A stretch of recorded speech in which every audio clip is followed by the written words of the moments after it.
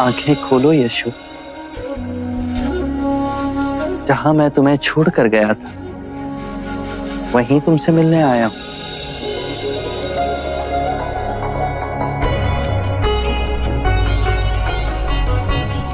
तुम्हें दिया हुआ वचन पूर्ण करने आया हूं।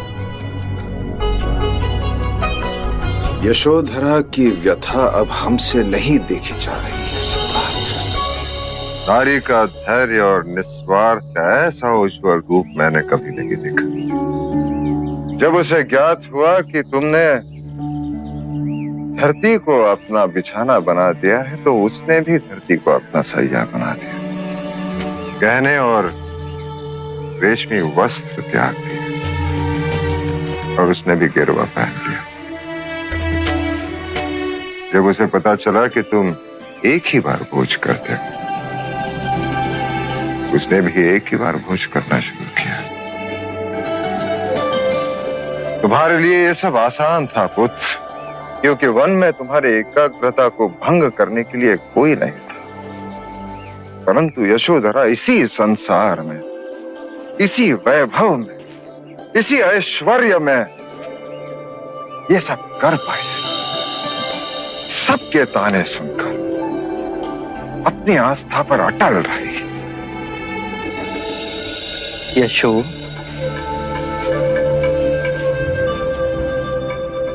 आप तो मुझे गोपा कहकर पुकारते थे।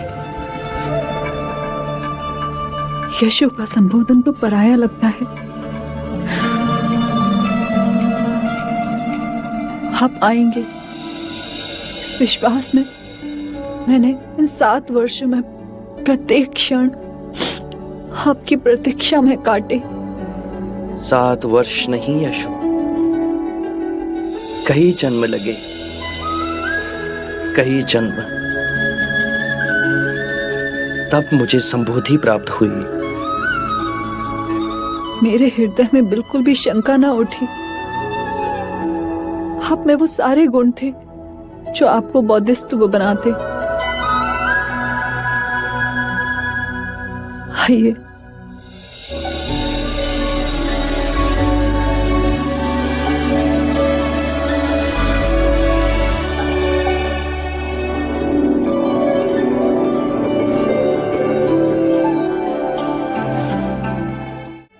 एक प्रश्न जो मेरे हृदय में टीस बनकर बैठा है,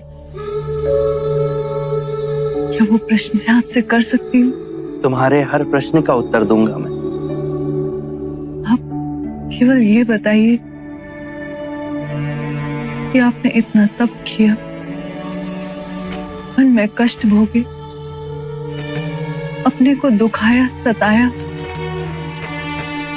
तो ये बताइए कि आप यहाँ इसी संसार में रहकर संबोधि का मार्ग नहीं पा सकते थे? मैं आपके मार्ग में बाधक नहीं बनती। यशो, नारी हर बंधनों के बीच रहकर भी मुक्ति पा लेती है, पर नारी हृदय और पुरुष हृदय के भेद को भी समझना होगा। आकाश से वर्षा तब तक नहीं होती जब तक सूर्य की उग्रता से जल भाप ना बन जाए। मुझे संसार से विमुख होना ही था, तब से इस शरीर को जलाना ही था, अपने अंतर के मारा को पराजित करना ही था, और अपने अंतर के मारा से संघर्ष केवल एकांत में ही हो सकता था। उसे पराजित करना मेरे जीवन और मरण का प्रश्न था, और अपने अंतर के मारा से मुक्ति पा मुझे संबोधि का मार्ग प्राप्त हुआ। ये परम ज्ञान अब केवल मेरा नहीं, जन जन का है। अर्थात अब आप मेरे और राहुल के सौभाग्य में नहीं। यशो, यदि तुम दोनों का ही दुख दूर करूं तो इस संसार की असंख्य पीड़ित आत्माओं का क्या होगा? ये सारा संसार ही मेरा हो चला है।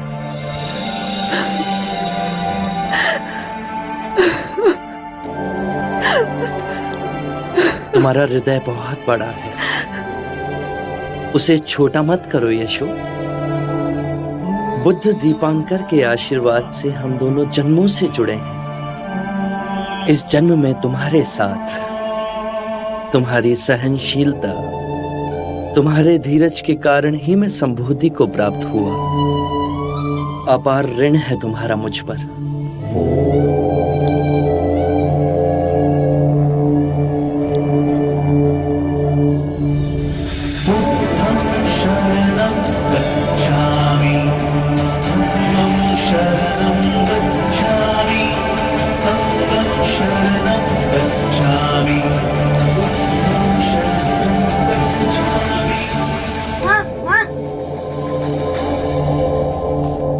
पिताजी, दादा महाराज आपकी भोजन पे प्रतीक्षा कर रहे हैं।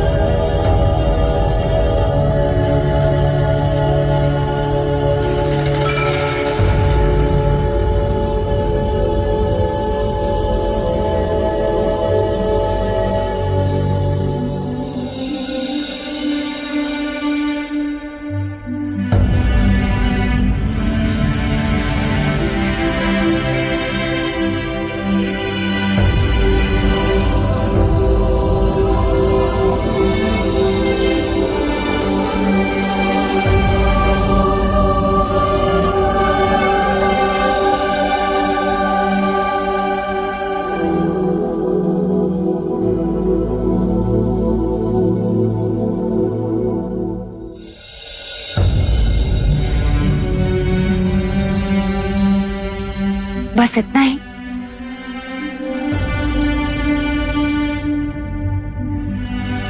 मिष्ठान नहीं लोगे? हाँ, यशोधरा ने अपने हाथों से बनाया है, तुम्हें बहुत पसंद था ना?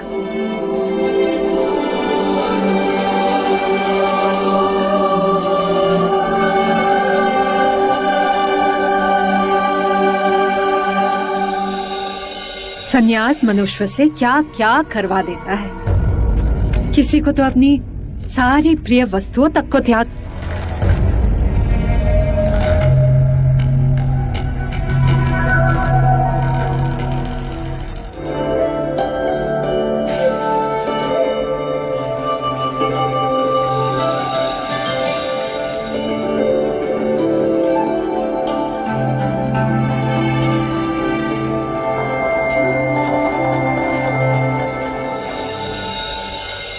सिद्धार्थ, सुना है आजकल बस एक ही समय खाते हो।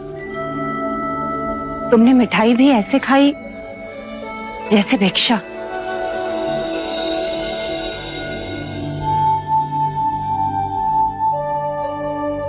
मैं भिक्षा भी ऐसे ग्रहण करता हूं जैसे मिष्ठान। मां, यदि भोजन पूर्ण ध्यान पूर्वक करें तो भिक्षा और मिष्ठान का अंतर समाप्त हो जाता है।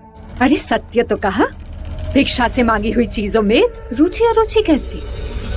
बस सत्य भाव से खाना चाहिए। जय सिद्धार्थ, जय सिद्धार्थ, आप आ गए। नंद, चरण स्पर्श करो। अभी केवल तुम्हारे ज्येष्ठ नहीं, बुद्ध भी है।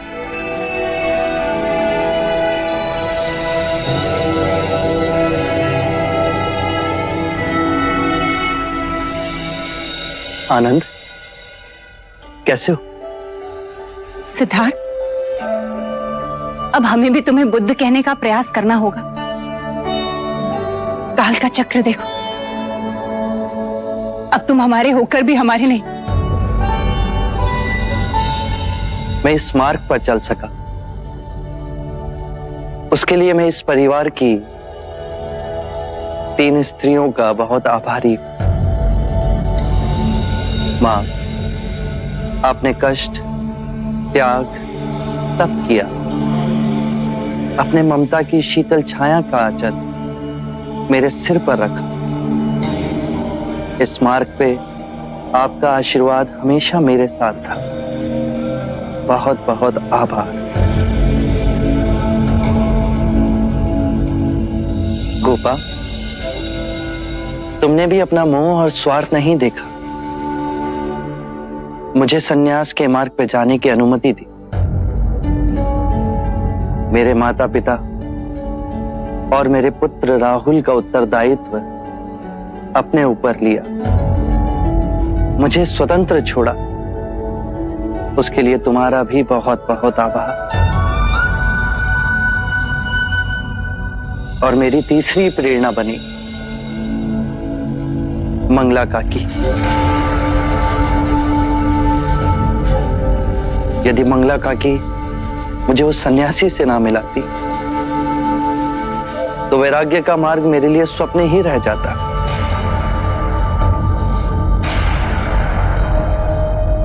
मंगला काकी ने मुझे वास्तविक संसार दिखाया जो दुख और पीड़ा से भरा है, और उन्हीं के कारण मेरे हृदय में प्रश्न उठे जिनका उत्तर खोजना मेरे जीवन का लक्ष्य बना।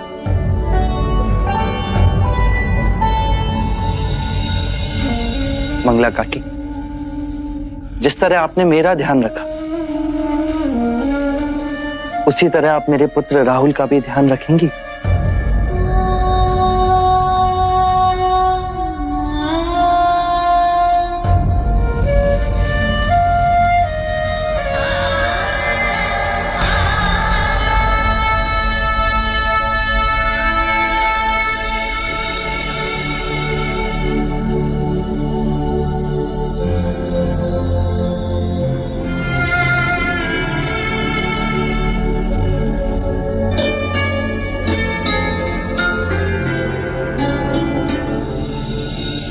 अब आप सब मुझे आज्ञा दें। मुझे निगरोध वन की ओर प्रस्थान करना है।